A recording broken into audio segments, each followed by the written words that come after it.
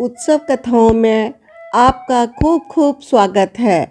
आज हम श्रीमद् भागवत गीता के 24-25वें श्लोक से पठन पाठन प्रारंभ करते हैं।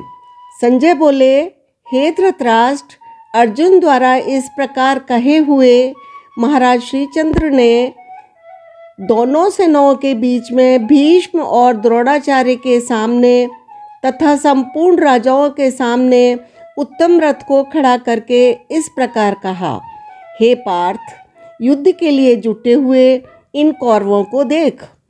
इसके बाद प्रथापुत्र अर्जुन ने उन दोनों ही सेनाओं में स्थित ताऊ चाचाओं को, दादा परदादाओं को, गुरुओं को, मामाओं को, भाइयों को, पुत्रों को, पौत्रों को, मित्रों को, ससुरों को, सुहृदयों को देखा।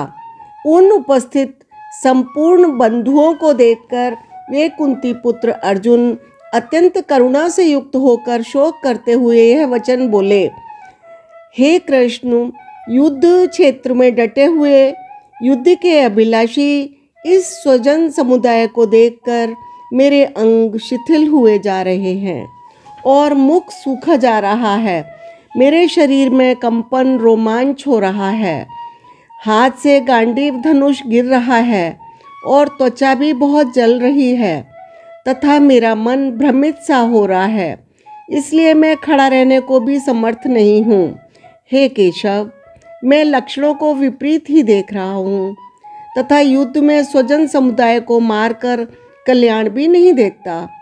हे कृष्ण, मैं ना तो विजय चाहता हूँ न राज्य और सुखों को ही। हे गोविंद, हमें ऐसे राज्य से क्या प्रयोजन अथवा ऐसे भोगों से और जीवन से भी क्या लाभ। हमें जिनके लिए राज्य, भोग, सुख आदि अभीष्ट हैं, वे ही ये सब धन और जीवन की आशा को त्याग कर युद्ध में खड़े हैं। गुरुजन, ताऊ चाचे, लड़के, उसी प्रकार दादे, मामे, ससुर, पौत्र, साले और भी संबंधी लोग हैं। हे मधुसूदन, मुझे मारने पर भी अथवा तीनों लोगों के राज्य के लिए भी मैं इन सबको मारना नहीं चाहता, फिर पृथ्वी के लिए तो कहना ही क्या है।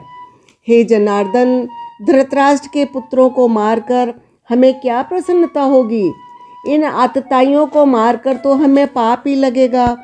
अतएव हे माधव, अपने ही बांधव धृतराष्ट्र के पुत्रों को मारने के लिए हम योग्य नहीं हैं, क्योंकि अपने ही कुटुंब को मारकर हम कैसे सुखी होंगे।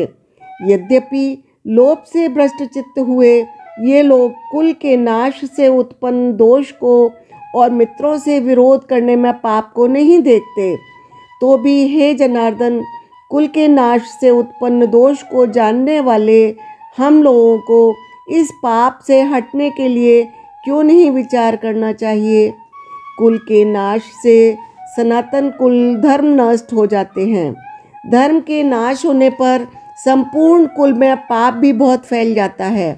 हे कृष्ण, पाप के अधिक बढ़ जाने से कुल की स्त्रियां अत्यंत दूषित हो जाती हैं और हे वार्ष्णे, स्त्रियों के दूषित हो जाने पर वर्ण संकर उत्पन्न होते हैं। वर्ण संकर कुल घातियों को और कुल को नरक में ले जाने के लिए ही होता है। लुप्त हुई पिंड और जल की क्रिया वाले अर्थात श्राद्ध और तर्पण से वंचित इनके पितर लोग भी अधोगति को प्राप्त होते हैं। इन वर्ण संकर कारक दोषों से कुल घातियों के सनातन कुल धर्म और जाति धर्म नष्ट हो जाते हैं।